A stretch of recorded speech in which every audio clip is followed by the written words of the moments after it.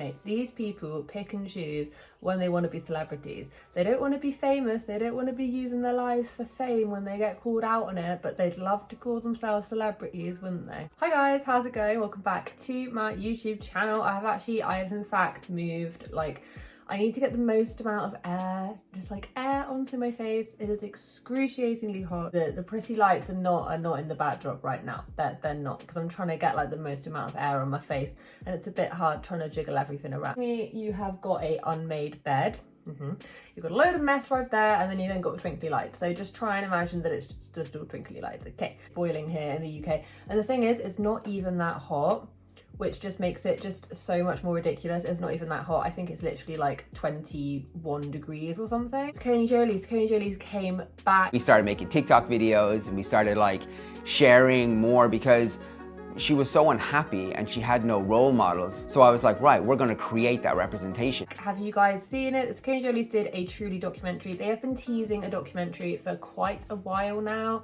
And I thought, when I watched it, I was like, oh, is this it? This can't be it. This must be the teaser. And no. It was a Truly documentary. It was 8 minutes long. I wouldn't call it a documentary. I don't really know why Jonathan was hyping it up as if it was. It wasn't a documentary as of such. Sort of explaining a little area of Edie's life. I've always stood on the ground of whatever Edie wants to do, that's beautiful, that's amazing. The issue that I take is the fact that Jonathan has literally spent the past year and a half just making it the Edie show and profiting off of it massively, making a lot of money off of it, and not really caring that there could be repercussions in the future. And luckily a lot of you guys and a lot of people see that as well. There were a few things that Jonathan said in this interview that sort of highlighted that as well, that made me go, yeah, that's not great.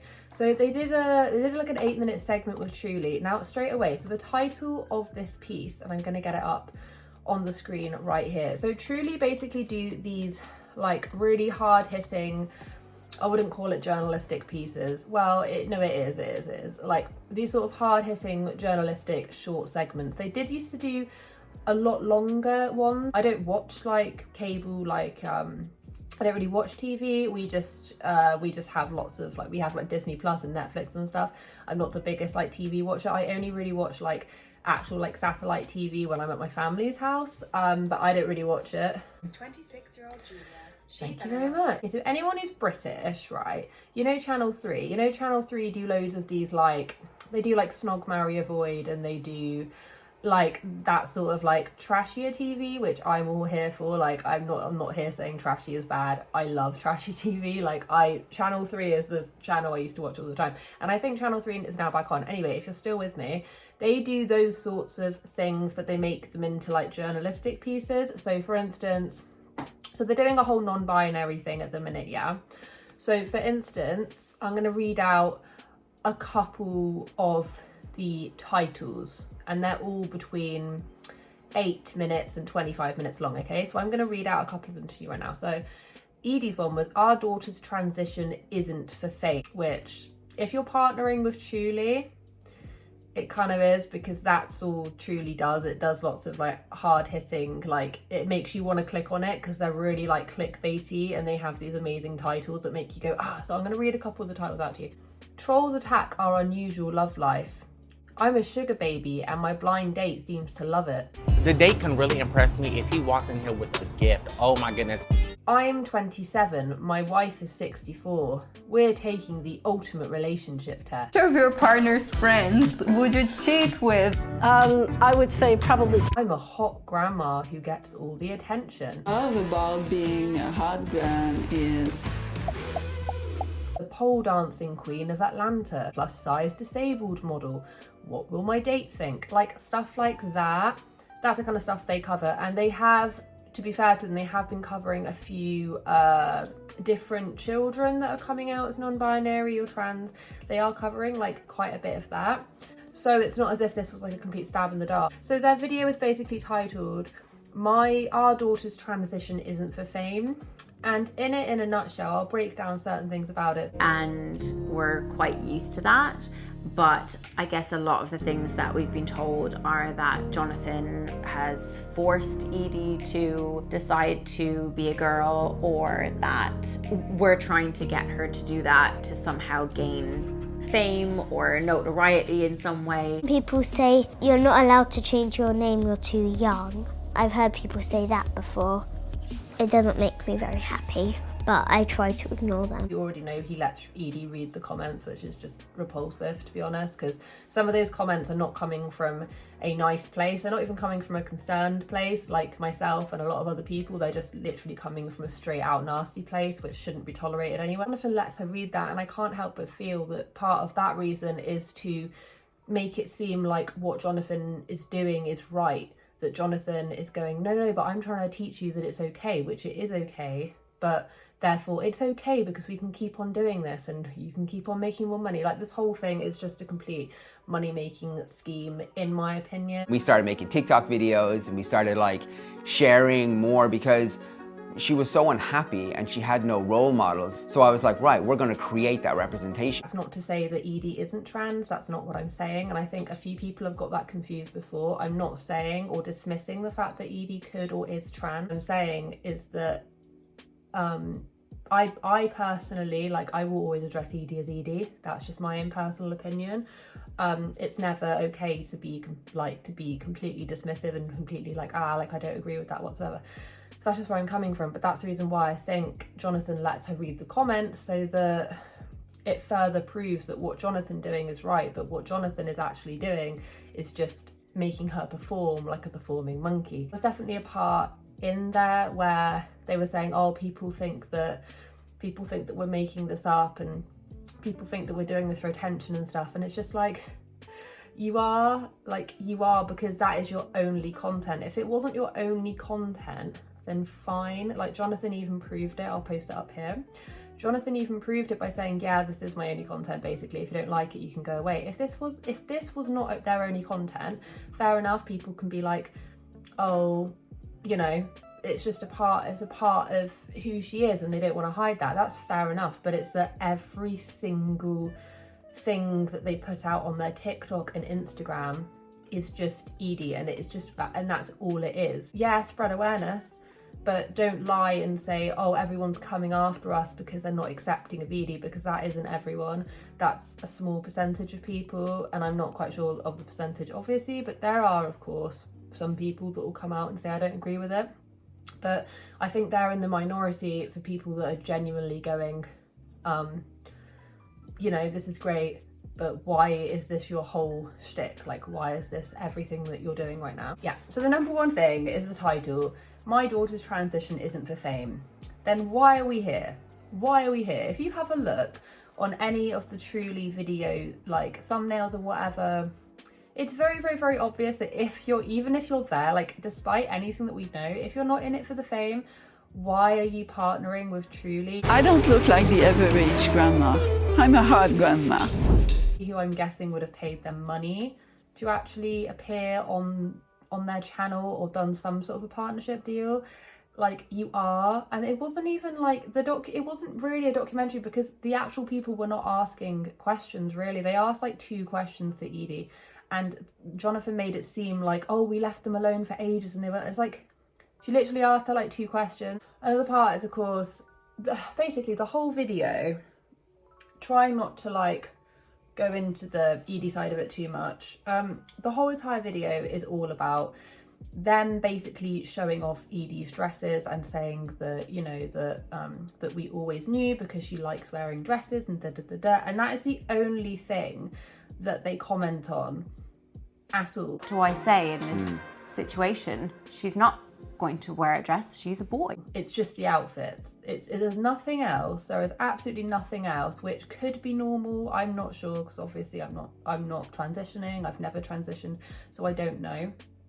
But to me, there was just so much emphasis on what they're wearing. That's the only thing that they can come up with, and this is like an 8-minute long thing. Born male, she has always been more attracted to stereotypical girl toys or girl things. And I tell you what, the funniest thing is that the very last 2-3 minutes of this whole thing was just about Jonathan.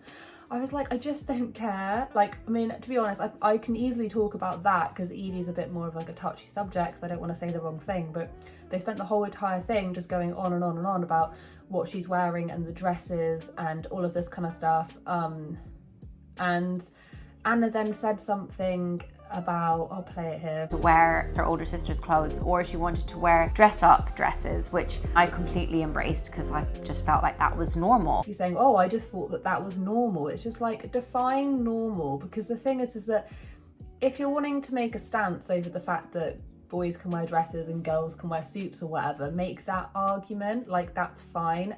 Me personally, I think that even if you are, I think people call it like cisgendered, even if you are a completely cisgendered straight individual, I think you should be able to wear dresses. Why not? Like, why not? I think that there was a lot of emphasis just put on the things that Edie likes to wear, and that was how they knew, if you see what I mean. But I've said that before. One thing that did massively stick out to me was when Edie said, the interviewer said, do you know what transgender means? And she said, I think she said, she said yes. She basically said that Amelia told her where you were half boy, half girl or something. And the thing is that I don't actually believe that anyone has ever, it was just from that very, and I could be completely off the bat here, and once again I don't want to say stuff that will put me in a shit corner, do you know what I mean? Like, because this whole topic is difficult to cover as it is. But if they'd have actually sat her down and had a full-on deep conversation about what it means to transition to a girl and all of that, surely her answer would be a little bit different. But she almost acted confused as to what it meant anyway. And I'm not dismissing whatever she wants to do whatsoever. I'm just saying that that comment stuck out to me as, I was a little bit confused because I would have thought that she would have known more, rather than just saying, oh, it means that you're half boy, half girl. But I would love to hear other people's opinions on that, because like I say, I don't belong to the community, so I would love, and I have had feedback from the community before, I would love to have your opinions, because I don't know, it's hard to judge, isn't it? Because you very rarely ever hear about a child so young wanting to become the opposite gender, so it can be a little bit confusing, because I'm not really quite sure just how much they're made to be aware, if you see what I mean. Jonathan also does go on about, towards the end, starts going on about, oh, next year we could be talking about hormone blockers and all of this kind of stuff, and I just thought like, oh my god. I don't know what next year is going to be like, you know? I don't know, is hormone therapy where we're going to go? I'm just going to point it out, right, that straight after he said, will hormone therapy be where we're going to go? Listen to what he said, not even like a sentence after. If Edie at 15 turned around to us and decided she wanted to be Eduardo again, I'd be like, sure. Oh my god, and once again, I'm not quite sure if that's normal or not, but that bit did take me aback. I was just a bit like, oh, okay. I thought you'd leave that until a little bit down the line. Of course, like, she's so young. Basically, Jonathan was like, oh, I so wish that people had done this with me. Now I'm a non-binary person. I have an opportunity here now to try and intervene and try and do what I felt that like I wish someone had done for me. I'm just doing what you know, what I wanted to, and it's like, I swear, am I going mad? Like, has someone taken my marbles out and like rearranged them or something? Because I swear, Jonathan says that he just wanted to hide when he was younger, that he didn't really want to like associate with anyone or talk to anyone, and like people were trying to help him, but he just didn't really want it. So if that's the case, then really, would you really want your whole story to be broadcasted to millions? As he said, oh, it's taken me until I was like in my 40s to be able to figure all this out. And it's like, you haven't given your child that same level of respect. Instead, you've just gone, oh, well, I can see an opportunity happening here.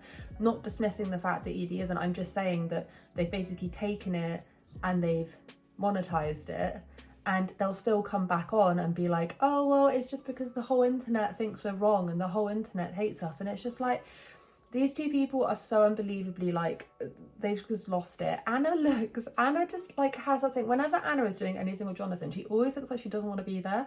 There was a point where Jonathan started banging on about him being non-binary. It is the funniest thing, honestly. She's just looking at him just like, oh my god, here we go again. Like, I swear she like rolled her eyes at one point. I thought it was so funny because I've commented on this before that she looks like she doesn't even want to be there.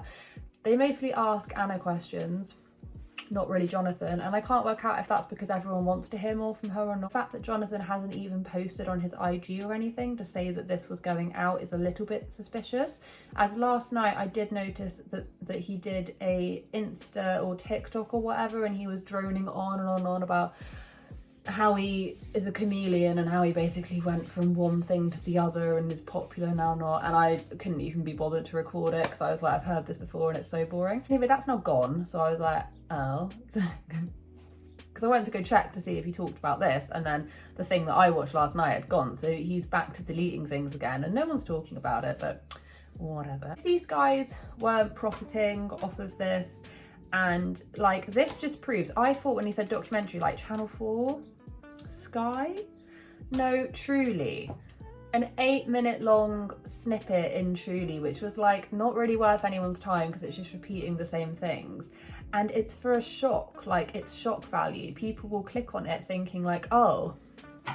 And also the comments are completely disabled as well. You know, it just doesn't look great. It just doesn't look great. And to be honest, I'm kind of happy that this is just like this little sort of meh piece on Truly, because the one thing that would have just been awful is if, you know, if this was actually a big documentary, you know, broadcasting company, that would be what would make us worse. But this is basically rehashed information that we already know, but they're saying, oh, it's not about the fame. It's like, that's exactly what this is about. Like your whole business, the money that you earn is built off of monetizing your lives and the fact that you're famous. That is exactly what it is. Like they call themselves like celebrities. Celebrities are famous, yeah? Anyway, my darlings, I'm gonna hit the road now. I need to take the cat to the vet.